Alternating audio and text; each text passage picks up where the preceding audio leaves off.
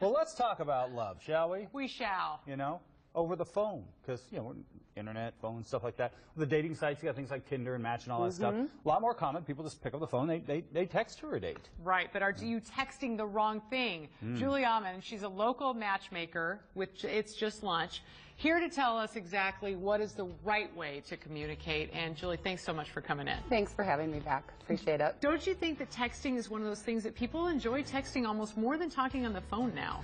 Yes, or email or anything else. So texting is definitely a generational thing. So for that younger generation, it's simply all they know. For everyone else, the allure really comes in hiding behind that screen and being a little bit bolder and being able to talk a little more freely. Okay. So you can even, and also, you know, you can sit there and, you know, put a smiley emoji or something while you're actually looking terrible, and You can, know, yeah. you know, It does sort of hide present a little facade. bit too. Yeah, definitely.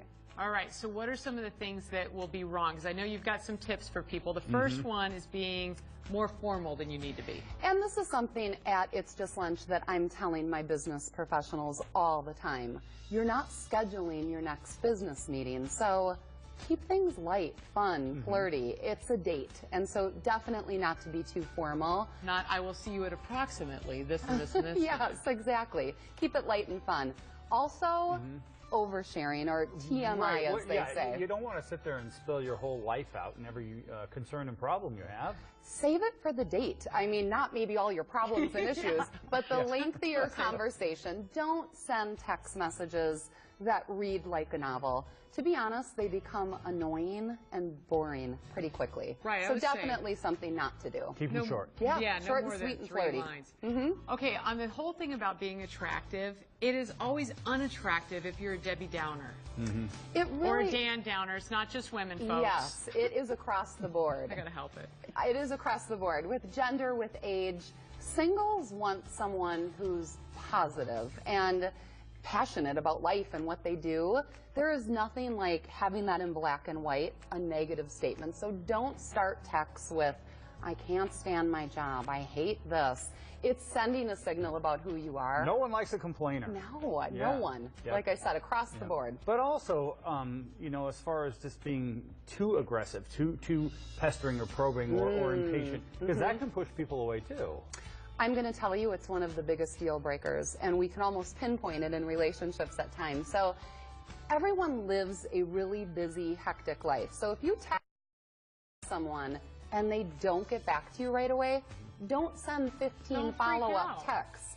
You know, so send your fun, light text and give that person a reasonable amount of time to get back to you. And if they don't get back to you, guess what?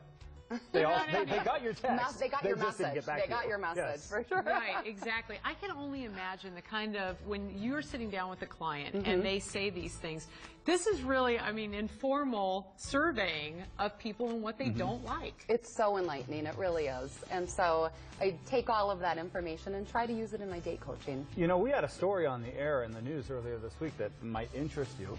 Someone did a study, and they found that, I think it was actually the Match people, the people who run Match and Tinder, found that if there's alcohol involved in the first date, you're more likely to get the second date, because people tend to be loosened up and more relaxed, a little more conversive, and more of just more themselves. Sure. I thought that was kind of Have you interesting. found that? Well, it goes along almost with texting. There's a certain casualness to texting. When you add alcohol to a date, things become a little more casual as well. Right. So it can be a good thing, but you also have to be careful with it. One of the faux pas that I have to bring up is sexting. And so that is where those texts get a little steamy. So it's a little past flirting. It is a little past flirting. And so this is where they get a little steamy right out of the gates. And let me tell you, I want it to be known, you're not a prude if you're not enthusiastic about those free-spirited texts. If someone likes you enough to potentially want to date you, they're not going to do that prior to a relationship. So the faux pas would be in texting strangers or someone you virtually don't know. And it gets a little gray because you have this casualness of hiding behind a screen.